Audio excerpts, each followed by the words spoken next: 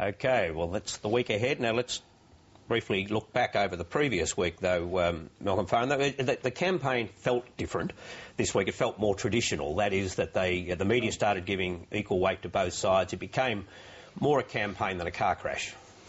Yeah, look, I think after the... it settled down a lot.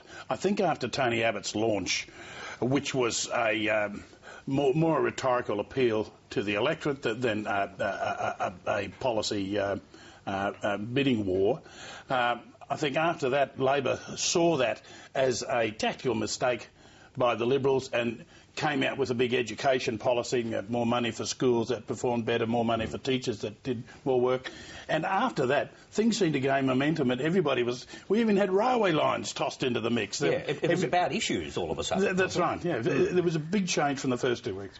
Yeah, I think we're now seeing the arguments are about the level of service on particular issues, the cost of service and the capacity to deliver. So we're seeing very similar policies on both sides, but adjustments made for cost. On the Liberal side, they're saying they'll deliver certain things cheaper. The Labor side is arguing that those services will be cut, they won't be as fully delivered. And then there's the question of who can deliver these things appropriately and on time, and whether in fact they can be delivered at all. That we're seeing that sort of argument now. Brian, did you detect a change in mood, and if so, who did it benefit? I thought that Labor did much better this week. There was a bit of a lull for the coalition after the policy launch. I thought they had to announce something new in the policy launch. They announced a what I think is a reasonably good thing on technical colleges last Friday. No one noticed. It would have been better to put it in there. Labor had some luck on its side in terms of this costing stuff, because they announced a water policy in Adelaide, Julia Gillard, which will probably add about $2 to $3 billion to the cost of buying water. Yet it's not mentioned, and no one seemed to notice that they hadn't bothered to cost this policy. Well, is that luck, or is that arrangement? No, well, I mean, the opposition, as far as I know, didn't bring it up. I mean, it's impossible to cost, because they're promising to buy water, whatever amount of water the Murray-Darling Authority recommends in future. And so conveniently, the Murray-Darling Basin Authority plan is not being released, so we can't see what they recommend. That is a disgrace.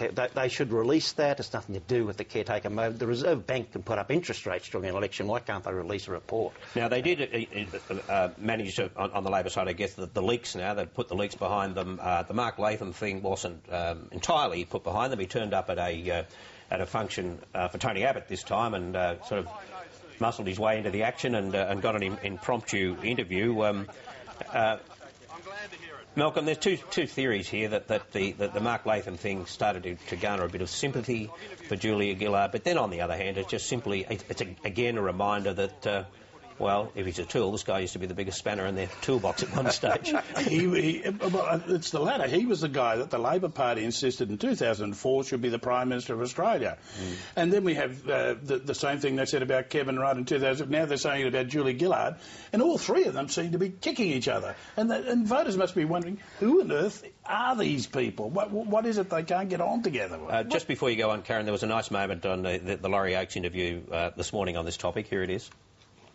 The word association test, what do you think when I say Mark Latham? Unfortunately, at the moment, Laurie, I think Channel 9. Well, that's a fair cop, Gov.